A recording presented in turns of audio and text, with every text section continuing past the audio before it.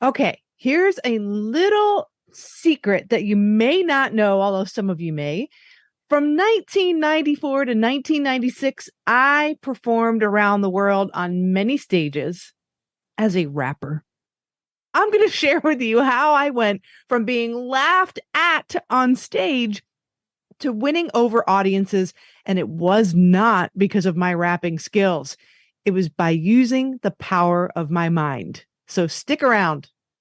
The following was recorded in front of a live studio audience at the Studio 21 Podcast Cafe. This is the United Podcast Network.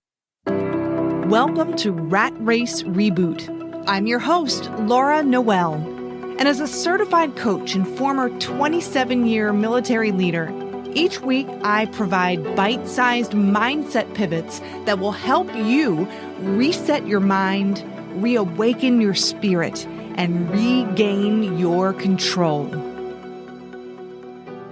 Okay. Welcome back, everybody, to another episode. That really did happen to me. I was rapping on a show at multiple locations. And when I first started doing this, I definitely got laughed. I didn't get laughed at. Didn't get laughed off the stage. I had to stay on the stage, but I did get laughed at. And it took a while for me to eventually win the audience over. Well, I'm going to share that story with you, but I want you to know first and foremost that the mind is so incredibly powerful. Your mind is powerful. And if we can understand and you can understand how your mind works, you can learn how to shift it. You can literally learn to overcome any challenge. The circumstances will not matter. We can influence our outcomes and we can influence our results. So what I did in my circumstance is I adjusted my attitude. And I'm going to go through it and break it down step by step so you know exactly what I did, so you can duplicate this no matter the circumstance. But think about the word attitude. That word packs a powerful punch, and you've probably heard about it, discussed it, maybe even read studies about it in leadership, whatever the case may be. If you're like me, I was a little unruly, so I was told growing up, you do a lot better if you adjust your attitude. Ooh, you need an attitude adjustment. You hear it in hospitals. Hey, we've done all we can do. Now it's up to you, and have a positive mental attitude. But what does that actually mean? And how can shifting my attitude alter my results and influence other people's response to me? Before we understand that, we first have to go back a little bit into previous episodes where I've talked about energy, right? Einstein said everything is energy. That's all there is to it. Match the frequency of the reality you want, and you cannot help but get that reality. This is not philosophy. This is physics. Everything is energy. The chair that I'm sitting in, our bodies made up of molecules vibrating at a high frequency, although we can't see it. But our thoughts are energy. So think about it. When you see somebody walk into a room and they're in kind of a stanky mood, you might not be able to put your finger on what's wrong or what's off with them, but you just feel like something's off. Maybe you don't want to be around them, or maybe you're inspired to ask, hey, what's going on? What's wrong? Same thing is true. Maybe if you received negative feedback from somebody, if they genuinely care about you, it's not the feedback that you're responding to. It's actually the energy they have behind the message that they're giving to you. And the crazy thing is when you feel the energy or an attitude from a person or behind the words that they're saying, that ultimately influences our energy and our attitude. So think about the example. If you're getting feedback from somebody and it's coming from a place of love and they care about you, you might be inspired then to take that feedback to heart, adjust your efforts, and then maybe even go at it even harder, right? And do a better job, because that's what you're inspired to do on an unconscious level. Whereas if somebody gave you that same feedback where you needed to shift and adjust, and they're coming from a place where you're a nuisance and they want you to change because they're tired of dealing with you, you're going to feel that energy. And so maybe if it's in your job or in the context of that, you'll do what you need to do to kind of close the gap and nothing more. And it's not a conscious decision that you're necessarily engaging in to decide, okay, I'm going to give extra, or I'm going to just do the bare minimum. It happens very quickly on an unconscious level. Like energy attracts like energy. So when you're getting that energy from somebody, it's inspiring the same type of energy from you. And this is true in the case, and you've been hearing me talk about the brain lately because I'm in a functional neuroanatomy class. So I'm taking everything I'm learning and applying it. But if you think about the case in point of mirror neurons, we have a tendency to mimic the actions of other people when we're watching them. And mirror neurons play a role in empathy. And there's been many studies on this.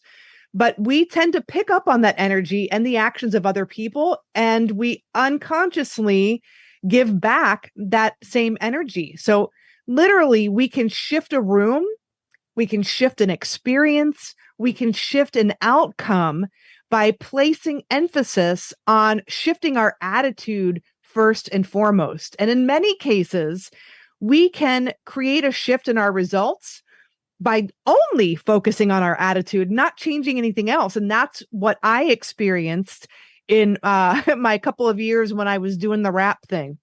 So let me break down this rapping experience into the idea of attitude and giving yourself an attitude adjustment. So attitude is the composite of our thoughts, our feelings, and our actions. It's a composite of all three of those things. Attitude is not getting up early every morning. Attitude is not putting a smile on your face, even though you don't feel like smiling and you're being phony. Attitude is not doing an action. It's the thoughts and feelings that drive that action. Okay. So I'll share with you my thoughts, my feelings, and my actions right before I fell flat on my face on the stage. And then I'll share my thoughts, my feelings, and actions before I got on stage again and won over the audience and what that felt like.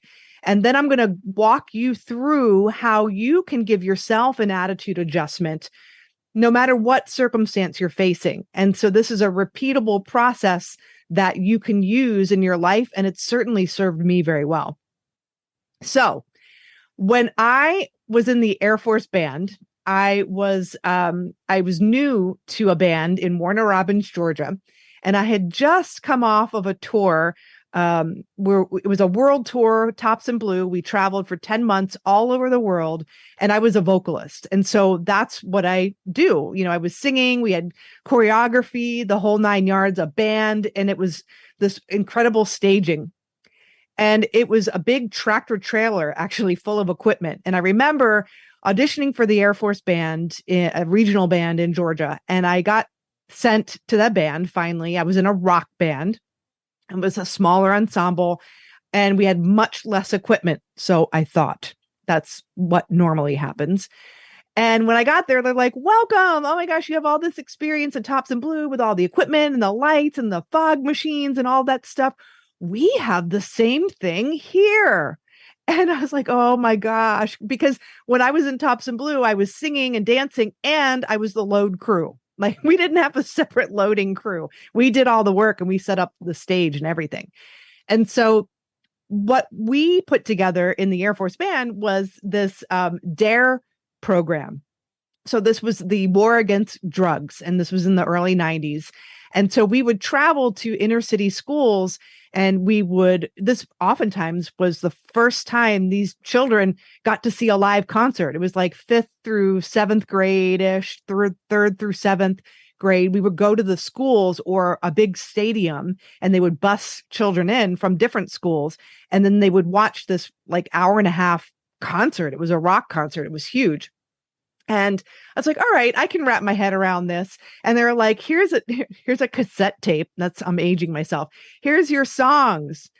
And excuse me, 2 of the songs were raps. And I was like, wait, what? I don't rap. I don't do this. And I remember the outgoing vocalist in the band. I was there to take her place, and she was going on to another assignment. She was so amazing. And I shadowed her at some of the gigs, and during rehearsal and everything. I was like, okay, all right, I can get this. So we were gearing up for our first concert series in Philadelphia. And so we got to Philly. I mean, I was ready for this. I rehearsed. I knew all the lyrics. I knew the songs. I knew the staging and where I was going and how I was going to engage with the audience. But inside, I was thinking, oh my God, they're going to think I'm a nerd. They're going to think I'm old, and then I'm a nerd, and then I'm a dork, and I can't do this. I'm not a rapper. There's a male vocalist in the group. He sounded phenomenal and they loved him. And he's a rapper. I'm not a rapper. I can't do this. So that just created feelings of unworthiness. I couldn't do it. Those thoughts, those thinking processes that I was having. I felt I was saying they're going to think I'm a nerd. And as a consequence, I felt like a nerd. And so those thoughts and those feelings drove my actions that set up an energy in me. Remember, I talked about mirror neurons and how when we project this energy out toward other people in the world, they don't know what's going on, but they are responding to the person that we're showing up as. So through the mirror neurons, they were simply giving back to me what I was putting out there. And what I was putting out there was, I'm a dork, I'm a nerd, I can't do this. Oh my God, I'm scared. I can't wait till the song is over and I can get to the middle of the show where I'm singing the songs that I know I can power through and they'll love. And that's exactly what happened. So we we're JB and I, his name's James Brown, we're in the back of the auditorium. And the music is playing, the lights are going, we got the fog machines rolling and everything. And then JB does his rap and he's walking through the audience and the kids are loving it. Oh my God, they were so into it. And then the light shone on me on the other side of the auditorium and he goes, "It's on you. So what you gonna do?" I didn't even say a word yet. And the kids were already, they were belly laughing and pointing at me. And it hadn't even gotten to the point in the song where I was supposed to say anything. It was my presence. It was my energy. It was how I was carrying myself. They were laughing out. I did 2 shows that day, and that was my experience both times. Now, I will not allow a circumstance to influence my behavior and how I feel. So I had to give myself an attitude adjustment. And so what I did was instead of being so self-absorbed, if you go back to this prior to me getting on the stage and being laughed at, what was I thinking about? I was thinking about me. I was thinking about me and how I'm going to be perceived, and will people like me? And will people think I'm a dork? I'm a nerd. I can't do this. I was not, for 1 second, did I have any thought about those kids who were sitting in the audience. 0, 100%. My thoughts were focused on me and my fears and my inadequacies and what they would think of me. And that generated feelings inside of me. Remember, feeling is the conscious awareness of the energy that I'm in. I set my own energy. I did it myself. They didn't do it. I did it. And then my actions were just, I was timid. That was the energy I was projecting. So I had to, the next day, we had 2 other shows, and I had to really have a come to Jesus meeting with myself and get my head on straight. And so I took the focus away from myself and I started thinking about these kids and how this was the first time for many of them that they were going to see a concert like this. And they just didn't have the opportunity to do this. I thought about the messaging that we were projecting out into these children's minds and what a positive impact this could have on them. I just wanted them to have fun and I wanted them to remember this. And I also used my mental faculties, my reasoning faculty, to reflect back on the times where, all right, they laughed at that, but what was I putting out? And in the middle of the show, when I started singing some Mariah Carey stuff, they loved that. We connected. I felt good.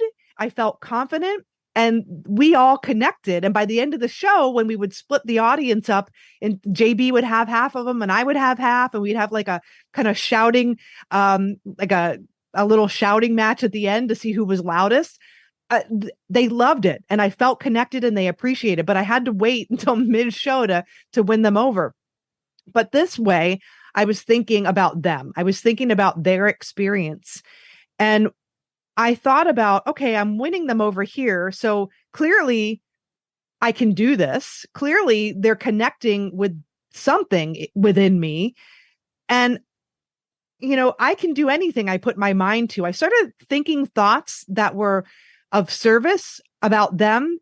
And then I started having more empowering thoughts. Okay, so what could be possible? Instead of thinking about, can I do this? I was thinking about, how can I do this? It's a different thought process altogether. And as a result, I started feeling joyful. I started feeling empowered. When I was at the gig the next day, I felt present. I felt like I wanted to be there to give. It felt good. I felt confident. And as a result, and I felt this happen in real time, JB did the same thing. It's on you. So what you gonna do? The light shone on me, and I felt people go, ah. And then all of a sudden they were like, hey, ah, hey. They were totally into it. And it was an amazing experience. And I never had that negative experience again, ever on stage. So that's kind of breaking down what my thoughts, feelings, and actions were when I wasn't creating the result that I wanted. And that after I did my attitude adjustment, what were my thoughts, feelings, and actions prior to creating the result that I wanted? Now, this is applicable to you. Remember, I was shifting my energy. I didn't work on my rap. I mean, come on. I didn't get a coach to work on rap. I wasn't listening to more rap. I just shifted my attitude. That's the only thing that I do. And so this is, again, the audience was mirroring back what I was giving to them. So how can you do this? Well, you can do the same thing. So I invite you, and I talked about this the last 2 episodes, an idea of using the screen of your mind to create a better outcome. So if you're sitting in a quiet space, I'm going to walk you through this. And if you're not, if you're just listening to this while you're in your car or out in public, then come back to this point, bookmark it here, and come back to this where you have a few minutes to think it through. I want you to take a deep inhale through your nose and exhale and relax. Take another deep inhale and relax, breathing it all out. And just relax into your breath. And I want you to bring to mind a situation where you're not getting the results that you want. Maybe it's a conversation with somebody that hasn't gone well in the past. Maybe you're rapping as well, and you have a similar stage experience. Maybe you're giving a presentation or applying for a job. But bring that challenge, something you're challenged with, to the screen of your mind, and imagine that you have a big, large screen, flat screen TV about 15 feet in front of you. And imagine that the screen is encapsulated in a blackened frame. And now let the movie of this situation start to play out on that screen. See it as it's happening, as it's unfolding. See it play out, the good, the bad, the ugly. And as this image plays out on the screen of your mind, start to become aware of some of the thoughts you might be thinking when you're engaged in this challenge or circumstance? Or even some of the thoughts that you might be thinking as you're about to engage in this circumstance, this challenge, or maybe this difficult relationship or conversation. Are you thinking, oh, this person is going to give me pushback? They always do. This always ends up in an argument. Oh, I've tried this numerous times before. Can I really do this? So, what are some of the thoughts you're thinking while you're in the midst of dealing with this challenge? And as you start to become aware of the thoughts you're thinking, start to notice how you feel in your body, in your mood. Do you start to feel a little bit of a choking off in your throat or tension in your shoulders, neck, back? Maybe you feel a little knot in your stomach. Maybe you start to feel dread or concern as you're about to engage in this challenge or this conversation. Whatever that is for you, just notice without judgment. And then think back to your actions. How are you acting in this scenario? Are you acting in a way that's closed off or in an aggressive manner? Are you raising your voice? Are you avoiding? Are you procrastinating? Are you engaging in negative self-talk? Or are you judging others? Just notice that. Now let that image on the screen of your mind just wipe away, clear the screen. It's as if you turn the TV off. And now I want you to see that same TV, but now instead of it being surrounded by a blackened frame, see that frame come to life and come to light. It's now surrounded by luminous white or golden lights. And I want you to imagine that same situation, but the way you would love for it to unfold if there were no obstacles. How would your scene or your challenge play out on the screen of your mind? And I want you to visualize it now. How would that conversation go with that person? And how would they receive you and the information you're sharing? And better yet, how would you be explaining yourself?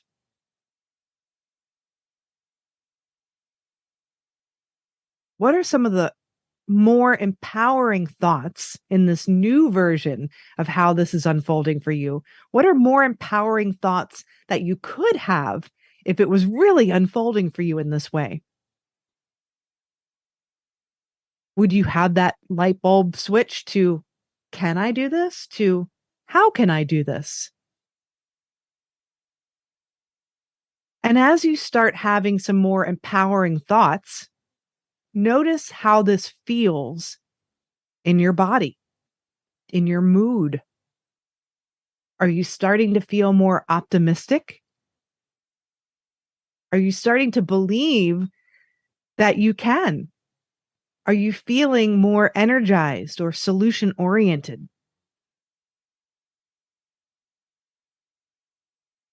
And as you're feeling into the emotion of this or how this feels in your body, do you have any flashes of inspiration or ideas that you could do to help advance this goal or this conversation or move through this challenge?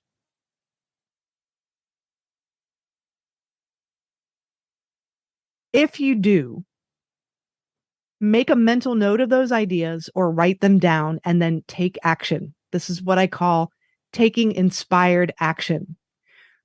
Do you feel a shift in your energy from when you first played your reality, and I'm saying this in air quotes, the current reality, from when you played that on the screen of your mind versus when you played your new and improved reality on the screen of your mind? Can you feel the shift in your energy? And from that new and improved shift in your energy, more than likely, you've had a couple of ideas float to the top of your mind. That's because you're in a new state. You're in a new energetic state. And those ideas and those solutions that you maybe just thought of, they've always been there. It's just you're in a space where you're more open to receive these ideas. And this is the power of giving yourself an attitude adjustment. So this was a really quick way to walk you through this, but it is really quick. I mean, my attitude adjustment, I've done that for myself many times over in creating the results I wanted when I was working in a job, to getting a position that I wanted, to having a wonderful conversation with somebody and then shifting the energy, and in achieving my goals and not allowing a circumstance to influence how I felt, so that I could keep my eye on the prize. And I noticed things shift in my results, in my relationships, case in point, on the stage in real time in front of an audience. And if I can do it, you can do it too. Your mind is so powerful. And the energy that you project to the outside world is the energy that you're showing up as. That's what you're giving people to respond to. So make sure that your energy is in alignment with what you want first before you move. And that is where the magic happens. So I hope this has been helpful for you. Remember, apply this. This has to be a habit every day. Whenever you're stuck with a challenge or faced with a challenge, use this tool. But remember, everything is created twice, first in your mind and then in your imagination, or in physical form. First in your mind and your imagination, and then in physical form. It happens this way in everything that we're doing.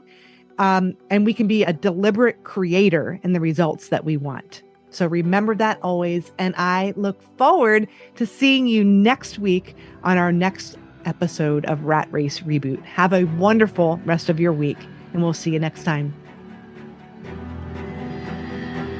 The views and opinions expressed by the hosts, guests, or callers of this program do not necessarily reflect the opinions of the Studio 21 Podcast Cafe, the United Podcast Network, its partners, or affiliates.